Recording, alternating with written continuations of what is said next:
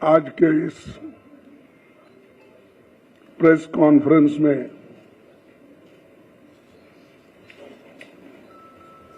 उत्तर प्रदेश के भूतपूर्व मुख्यमंत्री और हमारे गठबंधन के बड़े साथी श्री अखिलेश जी और इस मंच पर बैठे हुए सभी मेरे दोस्तों और यहाँ पर पधारे हुए हमारे मीडिया के सारे बंधुओं मित्रों, ये नहीं कहता मेरे परिवार के लोग बोल के, तो सभी मेरे दोस्त हैं, सभी आप हमारे अपने इस कॉन्फ्रेंस में बड़ी तादाद के साथ यहाँ पर आए हैं, इसलिए आप सबका मैं शुक्रिया अदा करता हूँ। आप तो जानते हैं मैं कर्नाटक से आया हूँ और मेरी पैदाइश बीदर डिस्ट्रिक्ट में हुई और वहाँ से जब हैदराबाद लिबरेशन के वक्त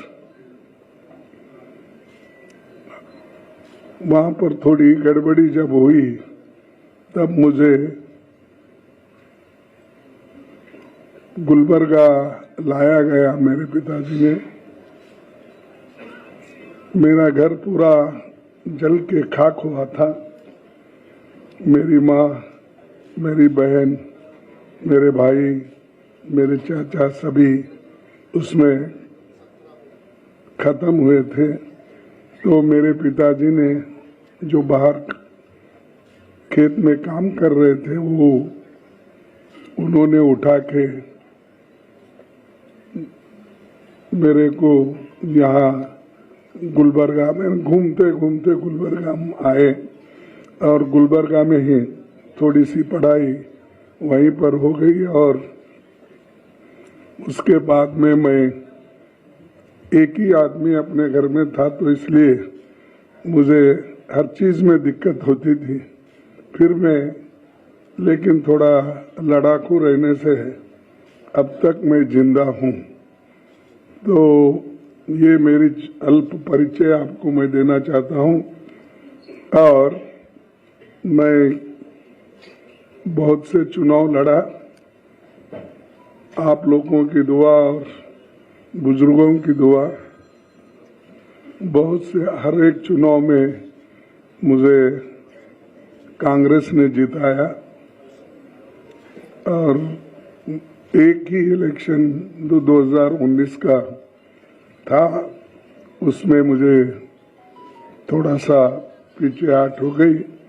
फिर भी परवाह नहीं, ये तो अपनी बात तुम्हारे पास इसलिए रख रहा हूं कि बहुत से हमारे दोस्तों को अपने बारे में मालूम नहीं होता क्यों, और दूसरे लोग भी ये वो ज्यादा इसमें इंटरेस्ट लेके पूछते भी नहीं। तो ये प्रेस कॉन्फ्रेंस जो है बड़ा महत्वपूर्ण प्रेस कॉन्फ्रेंस है क्योंकि अभी तक 4 चरण के चुनाव पूरा हो चुके हैं। इंडिया गठबंधन मजबूत स्थिति में है। हिंदुस्तान की जनता ने मोदी जी की विदाई तय कर दी है।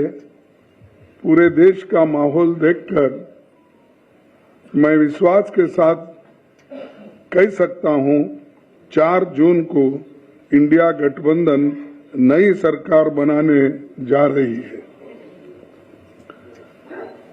हो सकता है आप लोगों को ताज्जुब होगा, ये इलेक्शन रहने की वजह से हर लोग ये अचंभे से ही इसको देखते हैं और 2024 का चुनाव देश का सबसे बड़े महत्वपूर्ण चुनाव है। ये चुनाव देश के लोकतंत्र को बचाने का, संविधान को बचाने का ये चुनाव है और एक विचारधारा का चुनाव है। हम दो विचारधाराओं के बीच लड़ रहे हैं।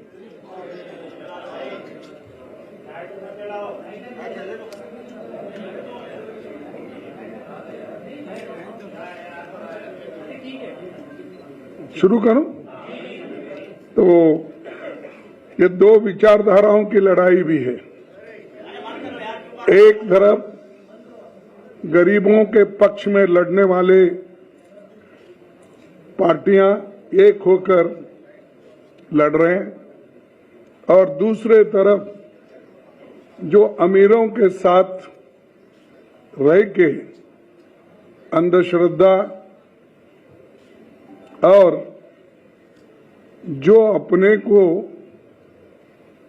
ठीक लगता है वैसे लोग धर्म के आधार पर, रिलीजन के आधार पर वो लड़ रहे हैं। लेकिन हमारी लड़ाई गरीबों के ओर से है, जिनको खाने के लिए एक वक्त का खाना भी नहीं मिलता, जिनको नौकरी नहीं मिलती और जो लोग एम्प्लॉयमेंट के लिए तरसते हैं। पढ़ लिख के वो लोग रास्ते पे आते हैं, ग्रेजुएट बनने के बाद भी, इंजीनियर बनने के बाद, डॉक्टर बनने के बाद, डिप्लोमा होल्डर रहने के बावजूद भी उनको नौकरी नहीं मिलती और सरकार में इतने नौकरियां खाली है, उन नौकरियों को भी केंद्र सरकार भर्ती करने के लिए तैयार नहीं है। इसीलिए हमारी जो गठबंधन है, ये गठबंधन बेरोजगारी के खिलाफ और जो कीमतें इतने ज्यादा हो गए हैं उसके खिलाफ लड़ रही है। और मैं पहले ही बोला, एक तरफ अमीर, एक तरफ गरीब, इस जो डिफरेंस है, फर्क है, इसको मिटाने के लिए हम लोग एक होकर गरीबों की लड़ाई लड़ रहे हैं।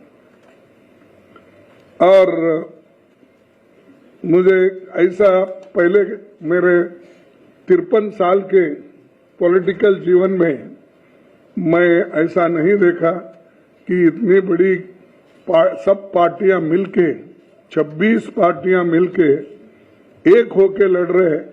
तो आप सोचिए लोग कितने नाराज हैं और हर पार्टी के लोग एक होकर किस ढंग से लड़ना चाहते हैं, यही दर्शाता है। ये चुनाव इसलिए भी महत्व है कि ये पार्लियामेंट का चुनाव है, ये देश का भविष्य बनाने वाला चुनाव है। हमारे आगे के पीढ़ी को सुरक्षित रखने का, उनके हकूक की हिफाजत करने के लिए और उनको जो खास करके ये वीकर सेक्शंस, दलित, आदिवासी, पिछड़े और इन लोगों के जो हकूक है, रिजर्वेशंस है, उस रिजर्वेशन की भी हिफाजत करने का हमारा फर्ज है। क्योंकि संविधान बचा तो ये सारे चीजें बच जाते हैं। कई लोग ये भी सोचते हैं, भाई रिजर्वेशन के बारे में ही बात करते, हमको क्या मिलता। रिजर्वेशन लेने वाले थोड़े लोग हो सकते हैं, लेकिन देश के भविष्य को बनाने के लिए और संविधान को रक्षा करने के लिए, लोकतंत्र को बचाने के लिए हम सब मिलकर काम करना चाहिए। नहीं तो फिर हम गुलामी के अंदर चले जाएंगे। वोट का अधिकार तो सबको है और वोट है तो डेमोक्रेसी में आप किसी को भी ला सकते हैं। तो जब आप किसी को जो अपने आइडियोलॉजी और विचारधारा पे विश्वास रखते हैं उनको ला सकते हैं। अगर डेमोक्रेसी ही नहीं, अगर ऑटोक्रेसी है, अगर डिक्टेटरशिप है, कहां से अपने विचारधारा को अपने वोट डालेंगे और किसको बोलेंगे? तो इसलिए ये जो है हम आपके लिए, आपके तरफ देखकर ये काम कर रहे हैं और बहुत बड़ा संघर्ष भी चल रहा है। यहां तक कि अपोजिशन पार्टी के लीडर्स को, जहां पर वो बीजेपी के मजबूत लोग हैं, वहां पर हमारे लोगों को नॉमिनेशन डालने से भी रोक रहे हैं।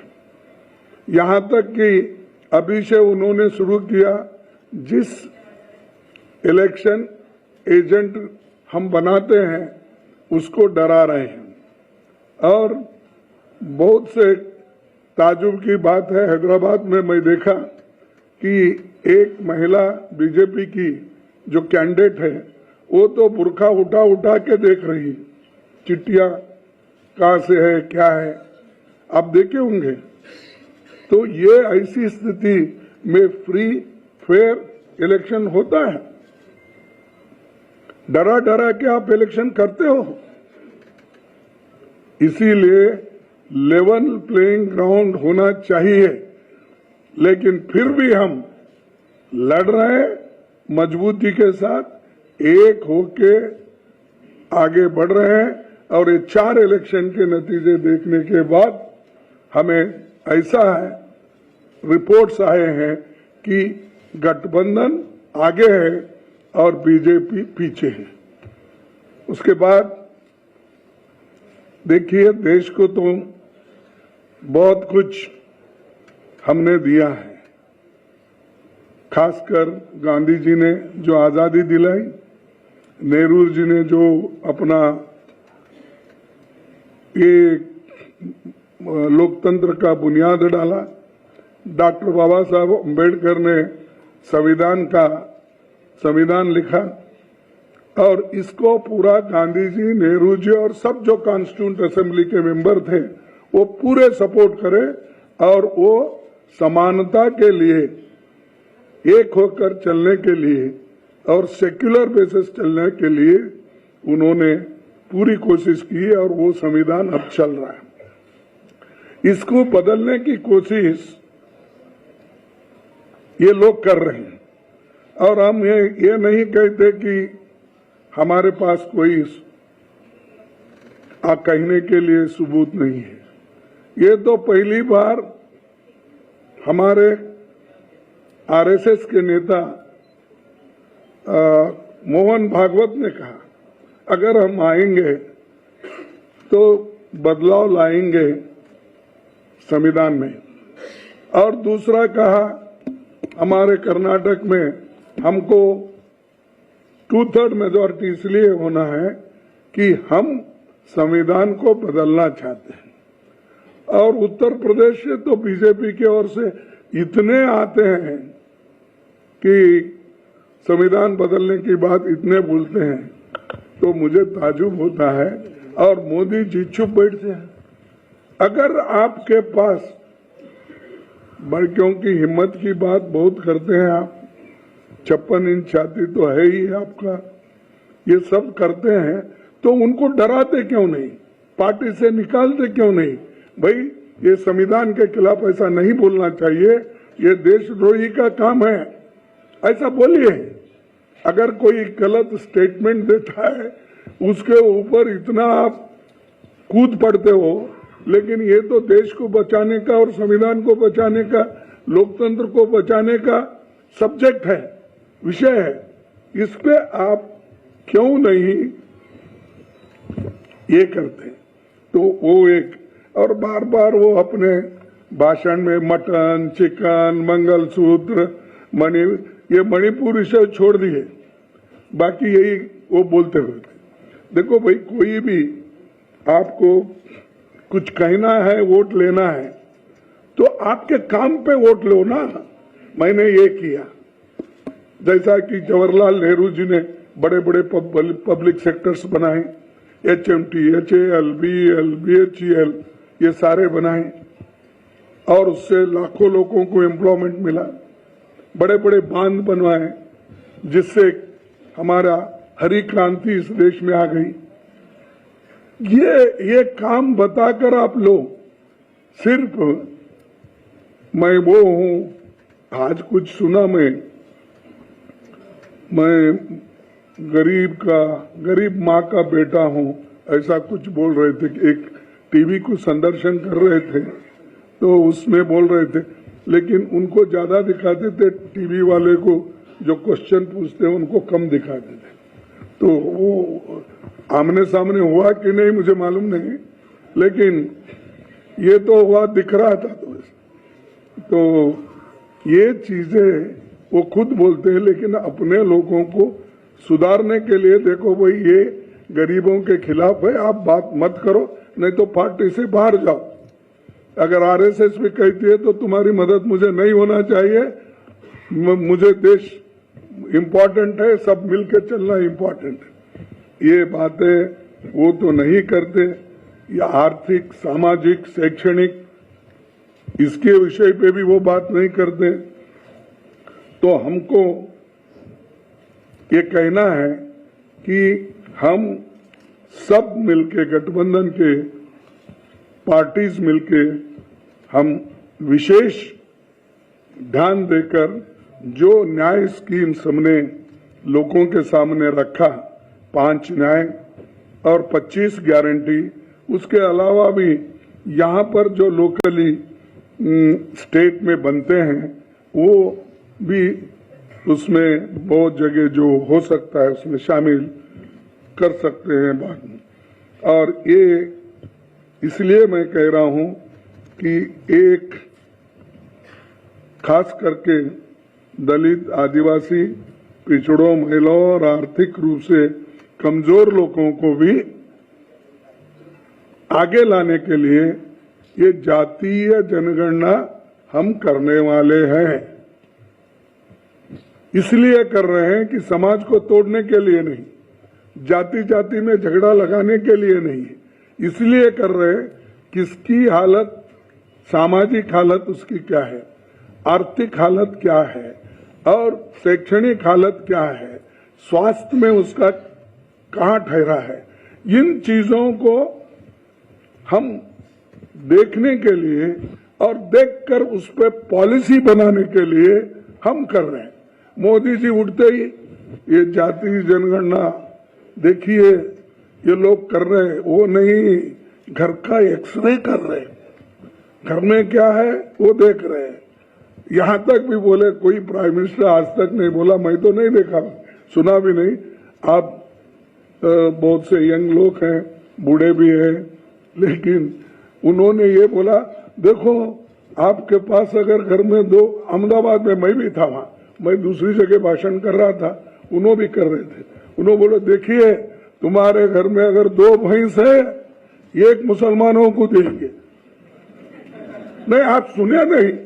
अगर ऐसा प्राइम मिनिस्टर इतनी झूठ भी बोलते हैं तो हम क्या कहें। और गालियां तो भरपूर देते हमको, जितना कांग्रेस को गालियां देते, मैं समझता हूँ राम का नाम भी उन्होंने उतना नहीं लिया होगा जितना हमारे को गालियां देने में। कांग्रेस पार्टी को, सोनिया गांधी को, राहुल गांधी को, और फिर बाद में बचा कुचा रहे तो प्रियंका गांधी को और मेरे को भी शामिल कर लेते हैं। तो मैं इसलिए बोल रहा हूं, हर चीज झूठ, आप कितना झूठ बोलेंगे। और लोगों को मालूम है, इसके बावजूद भी अगर कोई कहता है कि बहुत बड़ा होशियार है, स्टेट्समैन है, अगर कहते हैं तो मैं समझूंगा इस देश की बदकिस्मती है। और मैं ये दावे के साथ कहूंगा कि इंडिया गठबंधन ये जो है बहुत मजबूती के साथ लड़ रहा है और लड़ेगा। और हमारे जितने भी गारंटीज है वो हम सभी महिलाओं के लिए हो, युवाओं के लिए हो, श्रमिकों के लिए हो, किसानों के लिए हो और बराबरी के हिस्सेदारी का हो, ये सब कुछ हम करके दिखाएंगे। तो मैं इतना ही कहता हूं। आप सभी को धन्यवाद, बहुत शांति से सुने आपको धन्यवाद करते हुए। और अब मैं एक आपको कहूंगा कि यहाँ पर 5 केजी चावल की भूख चल रही है। मैंने 80 करोड़ लोगों को मुफ्त खाना दिया, 5 केजी देके। अरे भाई, फूड सिक्योरिटी एक्ट तो हमने लाया, कोई भी उस एक्ट के तहत कोर्ट जा सकता है अगर स्टॉप करे। तुमने तो कुछ भी नहीं किया, लेकिन मैं इतने 80 करोड़ लोगों को खाना, आप 5 किलो दे रहे हैं ना। हम गठबंधन की सरकार अगर आएगी, हम 10 केजी देंगे, 10 केजी। पहले का जो भी है वो तो है, लेकिन 10 केजी हम देंगे। और ये गारंटी के साथ इसलिए कह रहा हूं कि हम जो करे हैं, अब कर्नाटक में हम किए और तेलंगाना में हमने किया, हम तो स्टेटों में किए। आगे देने वाले 5 केजी मैं दे रहा हूं और मैं उसको आगे देखूंगा, ऐसा कुछ बोल रहे हैं। तो ये जो है, जो कुछ हुआ, ये हमारे गारंटीज कहीं हम बोल के नहीं करें, या मनरेगा का हो, या फूड सिक्योरिटी हो, या आरटीए हो, या आरटीई हो, ये सारी चीजें मन से किए गरीबों के लिए। तो ये चीज मुझे कहना था। धन्यवाद। अब थैंक यू, हमारे बहुत बहुत धन्यवाद। अब मैं आमंत्रित करता हूं समाजवादी पार्टी के राष्ट्रीय अध्यक्ष आदरणीय अखिलेश यादव जी को कि वे इस प्रेस वार्ता को संबोधित करें। मैं धन्यवाद देता हूं अविनाश पांडे जी का। हमारे साथ आप जिनकी बात सुन रहे थे, आदरणीय कांग्रेस पार्टी के राष्ट्रीय अध्यक्ष आदरणीय मल्लिकार्जुन खड़गे जी, कांग्रेस पार्टी के उपस्थित सभी हमारे नेता और समाजवादी पार्टी के प्रदेश के अध्यक्ष श्यामलाल पाल जी, पार्टी के सभी नेता और प्रेस के साथियों का मैं बहुत बहुत धन्यवाद और आभार प्रकट करता हूं। चौथे चरण का चुनाव खत्म हो गया है। भारतीय जनता पार्टी का झूठ जितना पहाड़ चढ़ना था, पहाड़ चढ़ चुका है। चोटी से अब उतरना शुरू हो गया है, अब लुढ़कना शुरू हो गया है। उनका काउंटडाउन के साथ साथ माउंटेन डाउन भी शुरू हो गया है। मैं अपने प्रेस के साथियों को भी 4 जून के जो सुनहरा समय आने वाला है उसके लिए बधाई दूंगा कि उस दिन फ्रीडम ऑफ प्रेस का दिन भी होगा।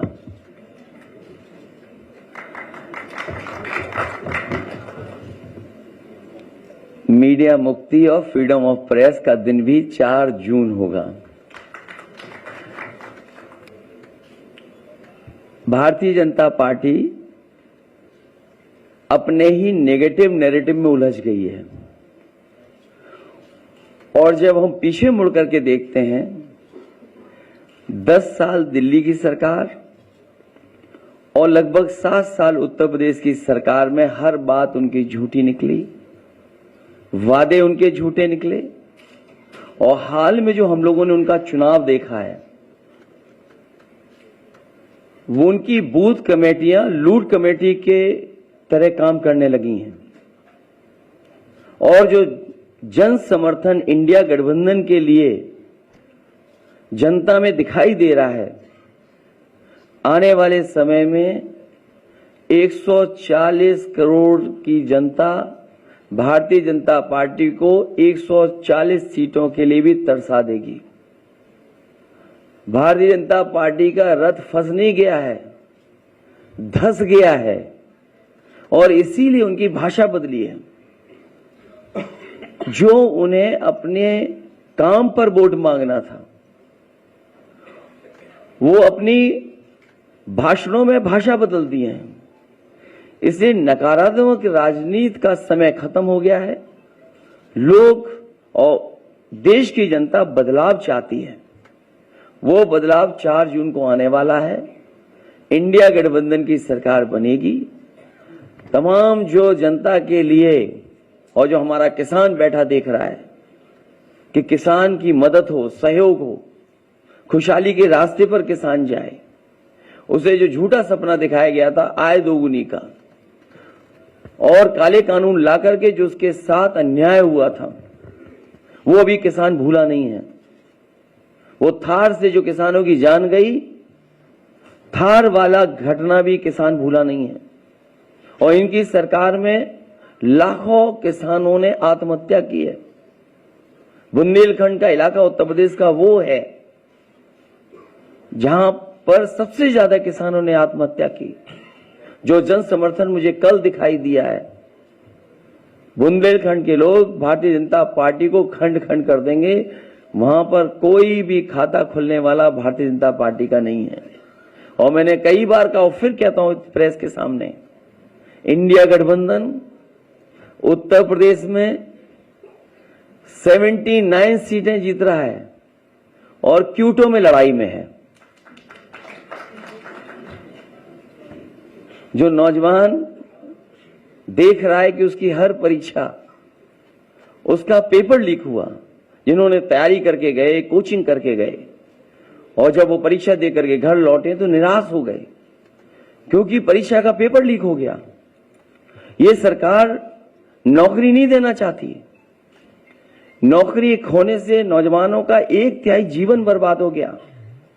कई मौकों पर कहा मैंने, वो गणित बताया कि अगर एक परिवार के 3 सदस्य इस सरकार से नाराज हैं, जो बेटा या बेटी परीक्षा लिखने गई थी और उसके केवल मां बाप को हम जोड़ दें, 3 गुणा 60 लाख बनता है 1,80,00,000 और 1,80,00,000 अगर हम भाग दे दें 80 लोकसभाओं से, तो हर लोकसभा में 2,25,000 वोट कम भारतीय जनता पार्टी का हो गया। इसकी भरपाई कहां है? इसलिए पूरा सफाया होने जा रहा है। किसान, नौजवान, व्यापारी, हर वर्ग के लोग भारतीय जनता पार्टी की जो पुरानी कहानी है सुन सुन करके थक गए हैं। इनके जो घिसे पटे डायलॉग हैं उनको भी कोई नहीं सुनना चाहता। इसलिए इस बार परिवर्तन होना तय है। इंडिया गठबंधन सबसे ज्यादा सीटें उत्तर प्रदेश में भी और देश में जीतने जा रहा है। मैं एक बार फिर आदरणीय मल्लिकार्जुन खड़गे जी का बहुत बहुत धन्यवाद देता हूं, आभार प्रकट करता हूं, क्योंकि जो आह्वान आपने किया वही आह्वान हम लोग कर रहे हैं कि आज लोकतंत्र को खतरा है। ये लोकतंत्र के पीछे तो पड़े ही हैं, हमारी आपके जान के पीछे भी पड़े थे। अब ये कहते हैं कि हम वैक्सीन वापस ले लेंगे। जो शरीर में हमारे वैक्सीन चली गई, अब बताओ उस शरीर से कैसे वापस लेंगे? और लोकतंत्र तो खत्म करना ही चाहते हैं। संविधान ने जो अधिकार, न्याय और जो हमारे लिए रास्ता चुना था उसको भी खत्म करना चाहते हैं। उससे पहले हमने आपने देखा है कि हर इंस्टीट्यूशन को इन्होंने खत्म कर दिया। हर इंस्टीट्यूशन को ये खत्म कर रहे हैं। इंस्टीट्यूशन का खत्म होना ही हमारे आपका बाबा साहब भीमराव अम्बेडकर जी का दिया हुआ संविधान को खत्म करने का रास्ता है। इसलिए देश की जनता लोकतंत्र को भी बचाएगी और भारतीय जनता पार्टी को इस बार हारने का काम करेगी। बहुत बहुत धन्यवाद आदरणीय अखिलेश जी। साथियों, समय कम है, कुछ प्रश्न आदरणीय खड़गे जी से और अखिलेश जी से आप लोग पूछना चाहें तो पूछें। मैं सबसे पहले आमंत्रित करता हूं जो नाम मेरे पास में आए हुए हैं, आदरणीय भाई वीरेंद्र सिंह जी, भारत समाचार से। वीरेंद्र सिंह जी, थोड़ा सा शांति बनाए रखें, समय कम है क्योंकि दोनों आदरणीय नेताओं को आज दिन भर जो कैंपेन लगा हुआ है, मीटिंगें लगी हुई हैं। मेरा सवाल अखिलेश जी से है कि उत्तर प्रदेश में एक चर्चा जो आप लोगों ने चलाई थी कि आरक्षण और संविधान को लेकर, इसको लेकर काफी नीचे तक चर्चा चलाने में आप लोग तो कामयाब हो गए हैं।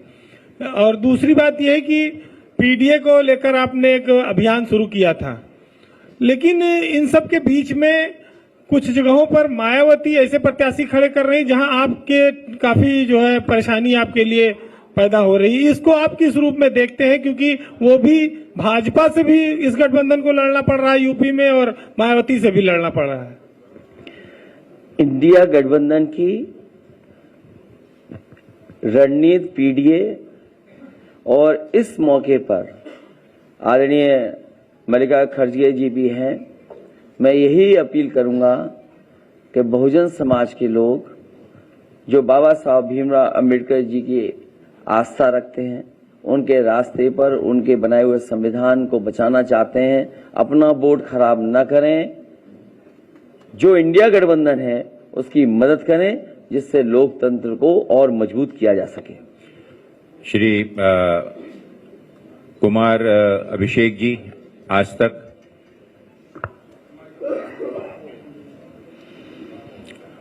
सर, मेरा सवाल खड़गे साहब से है। प्रधानमंत्री ने कहा कि 400 पार। कल अमित शाह जी ने कहा है कि 4 चरणों में हम 270 क्रॉस कर चुके हैं। अखिलेश जी ने अभी 140 कहा, राहुल जी ने 150 कहा है बीजेपी के लिए। आप बीजेपी को कहां तक देख रहे हैं और कांग्रेस पार्टी को आप कहां तक देख रहे हैं, कांग्रेस पार्टी को? और सवाल एक सर और है इसमें, अगर आप दे सकें। एक प्रश्न पूछें। जोड़ देता हूं, अलग सा सवाल। जल्दी जल्दी।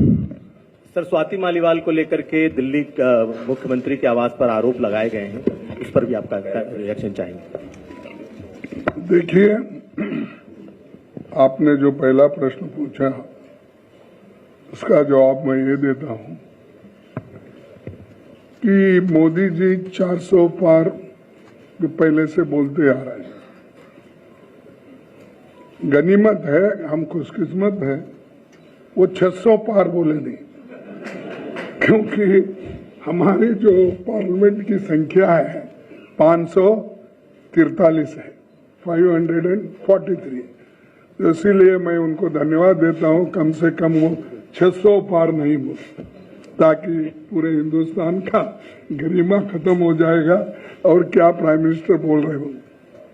और दूसरी चीज, मैं शर्त लगाता हूं, अगर वो 400 पार 200 पार नहीं कर सकते, 200 पार नहीं कर सकते। और अब शाह बोल रहे हैं, शाह पहले नहीं बोलते थे, लेकिन बड़े बड़े अखबारों में उनके ऐसे आ रहे हैं कि प्रश्न उत्तर, मैं देखा हर पेपर में देखा, हिंदी पेपर में भी देखा, इंग्लिश में देखा, कन्नड़ा में देखा, बड़े बड़े उनके जो प्रश्न और उत्तर क्या पहले ही थे, क्या बनाए हुए थे, मुझे मालूम नहीं, लेकिन वो ठीक है, उनका जो कहना है कहते। लेकिन मैं कह रहा हूं, हमारे गठबंधन को, बीजेपी को सत्ता में आने के लिए, रोकने के लिए जितने नंबर होना, उससे ज्यादा नंबर हमारे पास आएंगे। बहुत बहुत धन्यवाद। एएनआई से उस्मान जी। खड़गे साहब, आपसे मेरा सवाल है कि अभी आपने जिक्र किया प्रधानमंत्री ने कि अपने भाषणों में मंगलसूत्र, मटन और मुस्लिम का जिक्र किया, लेकिन कल जब प्रधानमंत्री से इसी पे सवाल हुआ तो उन्होंने कहा कि मैंने कहीं पे भी भेदभाव नहीं किया, हिंदू मुसलमान में कभी फर्क नहीं किया, और ये तक कहा कि ईद का जो त्योहार है वो हम मनाते हैं, उस दिन हमारे घर में खाना नहीं पकता है। ये सारी चीजें उन्होंने कही कि हम इतने उससे कहते हैं, और आप वो कहा कि कहीं पे भी भेदभाव हम नहीं कर रहे हैं। देखिए, मुझे मैं नहीं बोले सो शब्द है, ये शब्द तो उनके हैं। आप तुलना कीजिए, क्या उन्होंने बोला क्या नहीं, मटन, बीफ, चिकन, मछली और मंगलसूत्र, ये सारी चीजें, सारे शब्द मेरे हैं या उनके हैं? आप तो खैर सभी पत्रकार हैं और सभी लोग को जानते हैं, तो मैं बोलता हूं ऐसी चीजें छोड़ो, तुम्हारे डेवलपमेंट की बात करो। तुम क्या अचीव किए इस 10 साल में, आपकी कामयाबी क्या है, जनता को बताओ, वो बताकर वोट लो। अब हम बता रहे हैं, भाई हमने हमारे वक्त मनरेगा किए, आरटीई किए, आरटीए किए, ये सारी फूड सिक्योरिटी एक्ट किए, हेल्थ जो अपने ग्रामीण हेल्थ का हमने प्रोग्राम, ये हम बोल सकते हैं। तुम वैसे बोलकर अगर आइए तो उसको कुछ वैल्यू होता है। मटन चिकन की बात उन्होंने करे, हम नहीं करे, उसको हम जवाब दे रहे हैं। पीटीआई से भाई काजी फराज जी।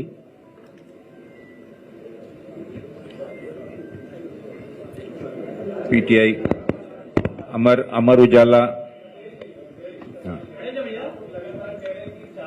इसलिए चाहिए बीजेपी को, और क्योंकि वो संविधान और आरक्षण को कहीं ना कहीं आरक्षण खत्म करना चाहते हैं, संविधान चेंज करना चाहते हैं। बट बीजेपी लगातार कह रही कि एक नेगेटिव प्रोपेगेंडा है आप लोगों का उनके खिलाफ, और वो ऐसा कुछ नहीं करने जा रहे हैं। और एक सवाल खड़गे सर आपसे भी है कि कास्ट बेस जो सेंसस की बात चल रही है, राहुल जी ने भी बोला है, बीजेपी ये कह रही है कि you want to divide people on the basis of caste, that's why you are talking about caste based census. Ajit ji, Ojha जी।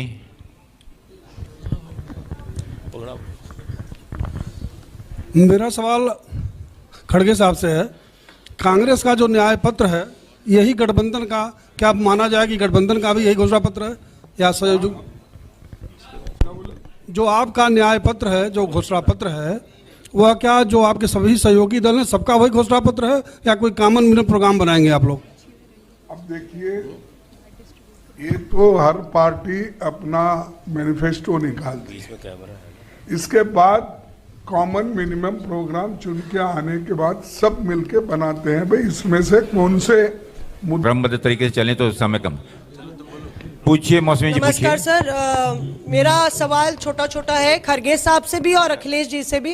खड़गे साहब, मेरा सवाल आपसे ये है कि एक वोटर्स में मायूसी देखने को मिल रही है, वोट प्रतिशत थोड़ा कम हुआ है, क्या आपको लगता है कि कौन सा वोटर घर पे बैठा है? बीजेपी के नेता ये कह रहे हैं कि यूथ बाहर नहीं निकल रहा, जो राम मंदिर के दौरान 3 दिन आगे पीछे बाहर सड़कों पर दिखा था, तो कौन सा वोटर घर बैठ गया? क्या 400 का नारा बैकफायर किया है? खड़गे साहब से ये सवाल है। और अखिलेश जी, आपसे सवाल ये है कि रायबरेली में कांग्रेस अब ये नारा दे रही है कि आप रायबरेली से कांग्रेस के उम्मीदवार को नहीं जिताएंगे, बल्कि रायबरेली से आप प्रधानमंत्री दिल्ली भेजेंगे। तो आप कह रहे हैं 79 सीट आ रही है उत्तर प्रदेश में, इस पर आपकी क्या राय है कि रायबरेली से क्या प्रधानमंत्री भेजेंगे दिल्ली? नहीं, हम अपनी कोई स्ट्रेटजी आपको नहीं बताएंगे।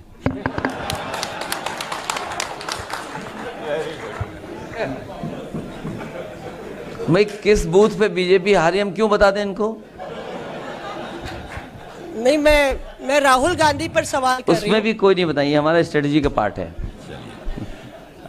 अब मैं आखिरी एक है मिस्टर राजीव सिंह, अविनाश जी, न्यूज़ खड़गे 18 साहब से पूछना चाहते हैं, 400 का क्या नारा बैकफायर कर गया है बीजेपी के?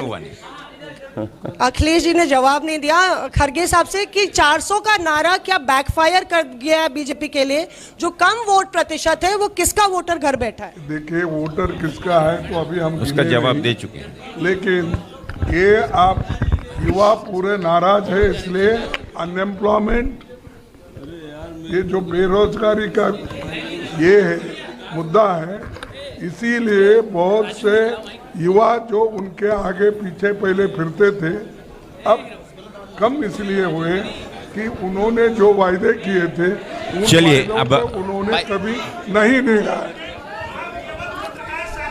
शांति जी, आप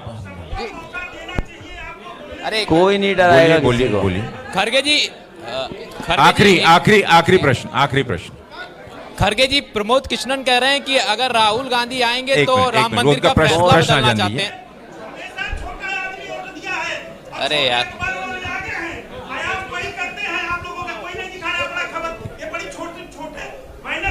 आपका प्रश्न बोलिए ना, प्रश्न बोलिए आपका प्रश्न। खड़गे जी, आप प्रश्न, एक मिनट खड़गे शांति, जी। ऐसा मीटिंग, ऐसा प्रेस कॉन्फ्रेंस खराब मत करिए भाई, खराब माहौल खराब मत, सब लोग शांति, आप भी शांति से बैठिए।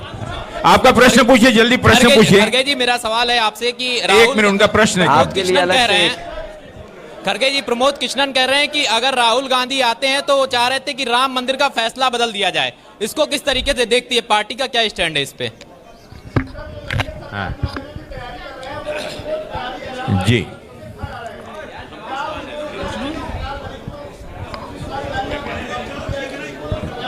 हाँ सर, सर पांडे जी ने एक प्रश्न देखिए साथियों, प्रश्न सर, काफी हो चुके हैं और सर, निकलना होगा। ये प्रश्न का उत्तर अखिलेश जी, बाकी लोग शांति से सुने प्लीज। सर, न्यूज़ 18 से एक है। खड़गे जी, ये हमारे दोनों इंडिया गठबंधन समाजवादी पार्टी के विजन डॉक्यूमेंट में है कि जिन नौजवानों को नौकरी मिल जानी चाहिए वो नौकरी दी जाएंगी। ये इंडिया गठबंधन के मैनिफेस्टो में भी है, समाजवादी पार्टी के विजन डॉक्यूमेंट में भी है कि जितनी सरकारी नौकरियां हैं उनको भरा जाएगा, प्राथमिकता पे नौजवानों को नौकरी मिलेगी।